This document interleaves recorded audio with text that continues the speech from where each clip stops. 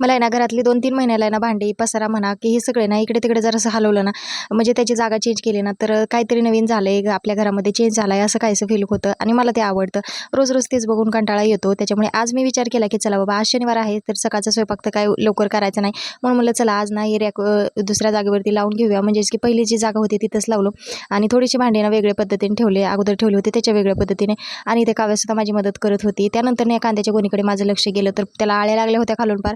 मग काय ते कांदे वगैरे सुद्धा आहे ना सगळे व्यवस्थित निवडून ठेवले आणि म्हणजे त्याच्यातल्या आळ्या वगैरे दुसऱ्या कांद्यात होणार नाहीत. त्यानंतर भाजी वगैरे करायची होती आणि तेल संपलं होतं. मग तेलसुद्धा काढून घेतलं आणि आज चुलीवरती स्वयंपाक करायचा होता. आता शनिवार होता त्याच्यामुळे ना उशिराच केला स्वयंपाक. खिचडी पण नंतरनं करायची होती. आमच्या दोघीसाठी चपात्या करायच्या होत्या.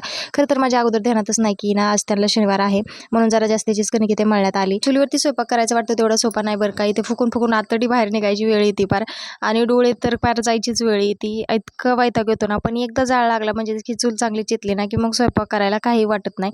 आता ही चूल ना मी घरात काम करत होते तोवर तात्यांनी पेटवली होती आणि त्याच्यामुळे आता ती आहे ना त्याला विझाण पडलं होतं.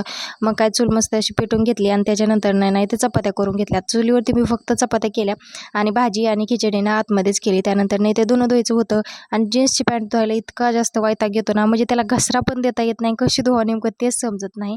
त्यानंतर नाही ते फुलांना पाणी वगैरे दिलं आणि किती छान माझ्या फुलाच्या झाडाला फुलं यायला लागले ते बघा आणि मस्त इथे सगळ्या झाडाला पाणी दिलं. आता रोजची रोज उन्हाळ्यामुळे पाणी द्यावं लागते. त्यानंतर आम्ही मायलेकीने दुपारी मस्त अशी झोप काढली आणि काव्य झोपली होती तोवर म्हणलं चला उठा आपण आता 4 वाजताची सगळी कामं करून घेऊया, कारण कपडे वगैरे इतके जास्त वाळले होते उन्हाने.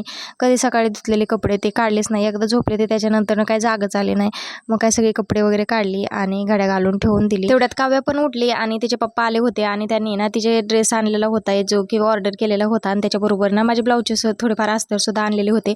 आता ड्रेसची क्वालिटी खरंच खूप जास्त छान आहे. याचा डिटेल व्हिडिओ ना मी नंतरच्या एखाद्या ब्लॉगमध्ये दाखवेल तुम्हाला. खूप छान ड्रेस मिळाला आहे फक्त 300 रुपयाचा. त्यानंतर नाही इथे जो आपल्या दारात भुईमूग होता तो शेंगा वगैरे काढलेला होता, तर तो भुईमुगाचा आतमध्ये ना शेडमध्ये लावून घ्यायचा होता. त्याच्यासाठीच हे सगळं इथे गोळा करायचं चालू होतं. आता हा भुईमूग गोळा करायचा नंतर ना शेडमध्ये रचून ठेवायचा, जेणेकरून ना आपल्याला पावसाळ्याच्या दिवसामध्ये ना आपल्या शेळ्यांना खाण्यासाठी टाकायला होतं, ज्यावेळेस आपल्याला बाहेर जाऊन चारा वगैरे काढणं होत नाही पावसाच्या दिवसात. आता या भुईमुगाच्या रानात ना कुठेतरी तीळसुद्धा टाकलेलं होतं आणि तीळ वरचीवर काढून घ्यावं लागतं आणि त्याचे जे बुडके असतात ना खालचे ते तसेच राहतात जागेवरती. आणि भुईमुगाची वेल गोळा करताना माझ्या पायाला खूप जोरात लागला. आता शेतकरी म्हणल्यावरती अशा छोट्या मोठ्या गोष्टी तर होतच राहणार, हो की नाही. चला बाय.